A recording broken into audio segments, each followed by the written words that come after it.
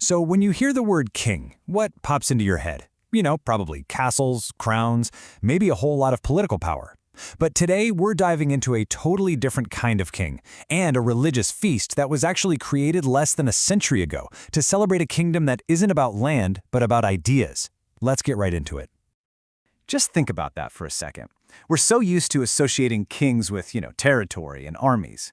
But what if a kingdom wasn't defined by borders on a map, but by belief, by what's in our hearts and minds? That's the powerful and surprisingly modern idea we're going to unpack today. All right, so first things first, where did this feast even come from? Now, when you think of big religious holidays, you probably imagine these ancient traditions, right? Stuff that goes back centuries or even millennia. Well, this one is completely different. It's a product of the 20th century, which is kind of wild when you think about it. Okay, so the full official title is The Solemnity of Our Lord Jesus Christ, King of the Universe. Yeah, it's a bit of a mouthful, but that last part, King of the Universe, that's the key. This isn't just about what you do in church on a Sunday. It's a claim to a spiritual reign over every single part of life, from your personal choices to how our societies are structured. And get this, it was established in 1925. That's less than 100 years ago. Pope Pius XI created it because he looked at the world at that exact moment in history and felt it desperately, desperately needed this specific reminder. And believe me, the timing here is no accident. This feast wasn't born in some peaceful, quiet era. Nope, it was forged in a period of intense global crisis. And you really have to understand that to get what it's all about. This timeline really lays it all out. The world was still completely reeling from World War I. You had these aggressive new ideologies popping up everywhere, this intense nationalism that said your country is the most important thing, and a growing secularism that was kind of pushing religion off to the side. So in 1925, Pope Pius XI responds by creating this feast.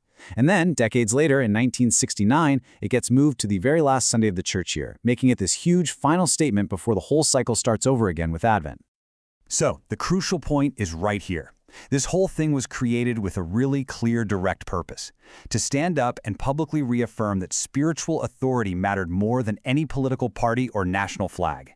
It was a pretty bold declaration to make in a world that seemed to be sprinting in the complete opposite direction.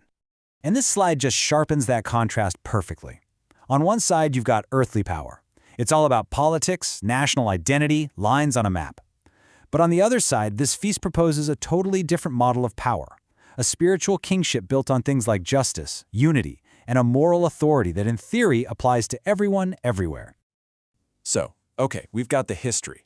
But what does this whole idea of kingship actually mean for people today? It's not as simple as it sounds. Let's break it down into 4 different layers. First up, it's about sovereignty. The feast is this powerful reminder that, in this particular worldview, there's an ultimate authority over everything. It's a way of saying that no government, no ideology, no human ruler gets the final say. That authority belongs to a higher spiritual power. Second, it's a call to action. And this is huge. This is not a passive, sit-on-the-sidelines kind of belief. The idea is that if you recognize this kind of king, you have to actively work to bring its values into the world. It's a direct push to promote justice, to seek peace, and to act out of love in your community. Third, it's a feast of hope. This gets into what's called the eschatological dimension. I know, that's a big word, but it just means it's looking toward the future. It points to an ultimate final victory over all the bad stuff, evil, suffering, death, and the beginning of a perfect kingdom. It's a message of profound optimism, really. And finally, it's a message of unity. This is a direct answer to that intense nationalism that was boiling up when the feast was created.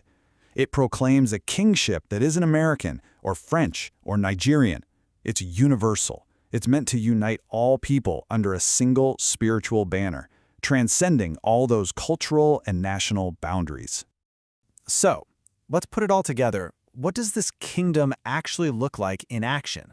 And why does this idea, which is almost 100 years old, still resonate with people today? So let's just recap the big stuff. It all started as a modern response to the chaos after World War I. It grew into this powerful statement about spiritual versus secular authority, but it's way more than just a statement, right? It's a call to action for justice and peace. It's a symbol of a unity that crosses all borders, and at its core, it's a profound message of hope for the future. And that leaves us with one last thing to chew on. You know, the word king is loaded. It's packed with all this historical and political baggage. So in our modern world, A world filled with presidents and prime ministers and CEOs. What does it really mean to claim allegiance to a king whose kingdom is supposedly not of this world? Definitely something to think about. Thanks so much for joining me.